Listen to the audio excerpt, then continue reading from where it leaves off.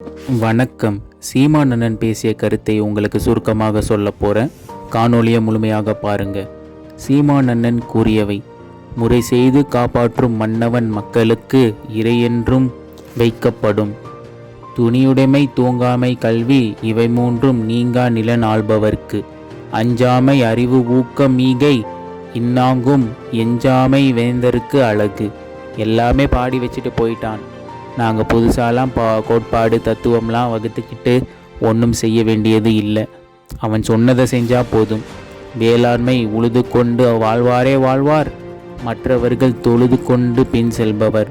சுழன்று மேற்பண்ணது உலகம், அதனால் உலர்ந்தும் வதே தலை. இருந்தோம்பி இல்வாவதெல்லாம் விருந்தோம்பி வேளாண்மை செய்தது பொருட்டு. உழவினார் கைமடங்கி நில்லை, விளைவதும் விட்டேன் என்பார்க்கும் நிலை. அப்படின்னா என்ன? எதுவுமே வேணாம். அம்மா வேணாம், அப்பா வேணாம், மனைவி வேணாம், மண்ணாசை வேணாம், பொன்னாசை வேணாம், மக்களாசை வேணாம். பட்டற்று போற்ற போன துணைவி கூட உழவன் கைமடங்கி படுத்து விட்டால் வாழ முடியாதுன்றான். அதான் உழவினார் கைமடங்கி நில்லை, விளைவதும் விட்டேன் என்பார்க்கும் நிலைங்கின்றான். உழவார் உலகிற்காணி அற்றாது எழுவாரை எல்லாம் பொருட்டுன்றான். அவர்தாம் நம்ம ஐயா. அவரை பற்றி தாண்டா எல்லாம். நாம் புதுசாக தத்துவம் வகுத்துக்கிட்டு கோட்பாடு வகுத்துக்கிட்டுலாம் வேலை செய்ய வேண்டியது இல்லை. இருக்கிறது செயல்படுத்தினா போதும். தமிழனுக்கு அறிவுக்கு பஞ்சமா? செயல்படுத்த தான் ஆளுக்கு பஞ்சம். இப்படி ஒரு 10 குறள் ஸ்டாலினையோ சிவாவையோ பேச சொல்லு பார்ப்போம். என் தங்கச்சியும் பேச சொல்கிறேன். எதையாவது பேச சொல்லு பார்ப்போம். தமிழர் என்றால் என்ன? வரலாறு என்ன? திராவிடம் என்றால் என்ன? சொல்லு. கடைசியாக திராவிடம்னா கல்யாணம்ட்டாரு. அன்னைக்கு ஒரு தம்பிக்கிட்ட கேட்டேன், எங்கடா போயிட்டு வர அப்படின்னு கேட்டால், சும்மா ஒரு திராவிடத்துக்கு போயிட்டு வந்தேன் அப்படின்றான். அப்படின்னா திராவிடத்துக்கு போயிட்டு வந்தியா? திராவிடம்னே அதானே நண்பனுக்கு கல்யாணம். கல்யாணத்துக்கு போகிறதுக்கு எதுக்கு திராவிடம் என்கிற? அண்ணே, முதல்வர் ஸ்டாலின் சொல்லியிருக்காருல அண்ணே, திராவிடம்னு கேட்கிறார்களே, அவர்களுக்கு சொல்லுவேன், இந்த கல்யாணம்தான் திராவிடம். ஓ, இதுதான் திராவிடமா? என் பங்காளி வடிவேலு சொல்வார்ல, பாரதி யாரா பாரதி ராசாவா? அவரே கன்ஃபியூஸ் ஆகிட்டார். ஐயோ, அவர்களுக்கு என்னன்னே தெரில. இவ்வளவு காலம் வண்டி ஓட்டிட்டாங்க, என்னன்னே தெரியல. இப்போது அறிவார்ந்த தமிழ் சமூக மக்கள், தம்பி தங்கைகள், நீங்கள் ஆழ்ந்து சிந்தித்து இந்த தேர்தலை அணுகணும். வாக்கு என்பது ஜனநாயகத்தின் மக்களாட்சி ஏற்றுக்கொண்டதில் வலிமை மிக்க ஆயுதம். இதை அநீதிக்கு எதிராக நீங்கள் ஏந்தனும். ஊழல் லஞ்சத்துக்கு எதிராக ஏந்தனும்.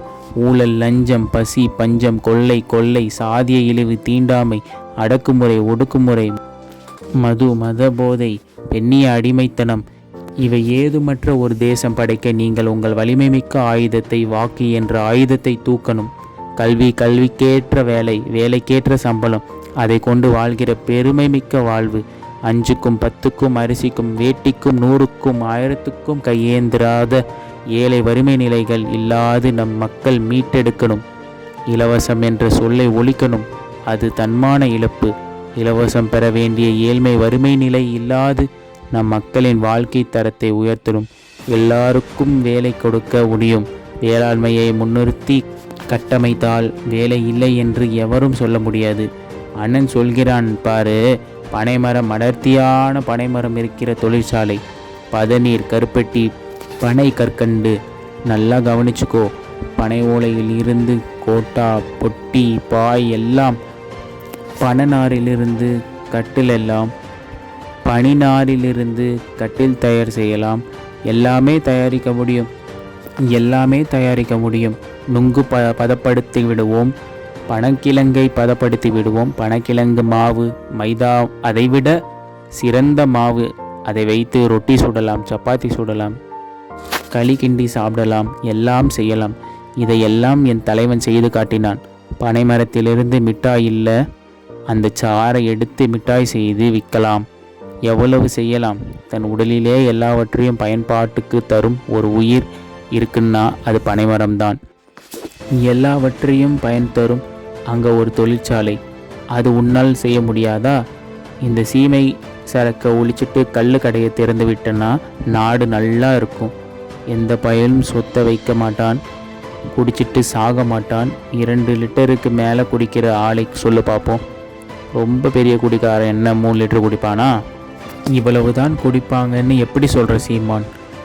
பிறந்து வளர்ந்ததே அங்கே இருந்து தான் அப்படின்னு நம் அண்ணன் சீமான் அவருடைய கருத்தை கூறியிருக்கிறார். வேறு என்ன கருத்தை கூறியிருக்கிறார் என்பதை அடுத்த வீடியோவில் கூறுகிறேன். நன்றி, வணக்கம்.